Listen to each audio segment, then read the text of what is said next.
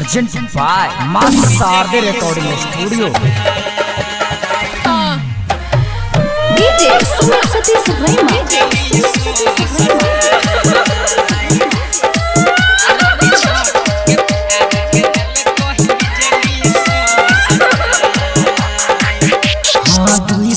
प्यार रही हम पल भर में दिल कई हो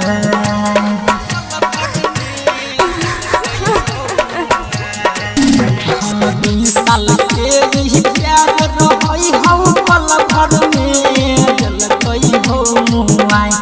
भाई पल भर में दिल कई हो भाई आरती छोड़ के प्यार के दिल कही बिजली सो सटाई हो भाई आरती छोड़ के प्यार के दिल कही बिजली सो सटाई हम 2 साल के यही प्यार रही हम पल भर में दिल कही हो भाई पल भर में दिल कही हो भाई आरती छोड़ के प्यार के दिल कही बिजली सो सटाई हो भाई आरती छोड़ के प्यार के दिल कही बिजली सो सटाई बिजली सो सटाई DJ Sumit Satish Rema.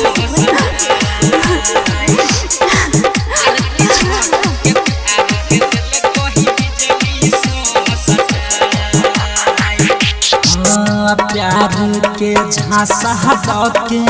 भाभी हो बोले लकई नहीं जाने कवन कसूर में सोना के फसेल प्यार के झांसा के भाभी हो बोले लकई नहीं जाने कवन कसूर में सोना के फसेल प्यार के नाम पर धोखा दे बाबू के लेल कोई घर हो बोलाई हो भाई सोना के लेल कोई घर हो बोलाई हो भाई आरती छोड़ के प्यार के दिल कोई बिजली सो सटाई हो भाई आरती छोड़ के प्यार के दिल कोई बिजली सो सटाई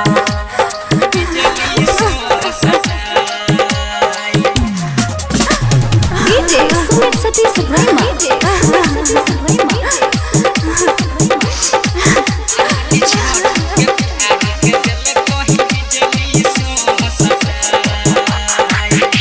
जिंदगी के सबटा सपना माटी में मिले लकई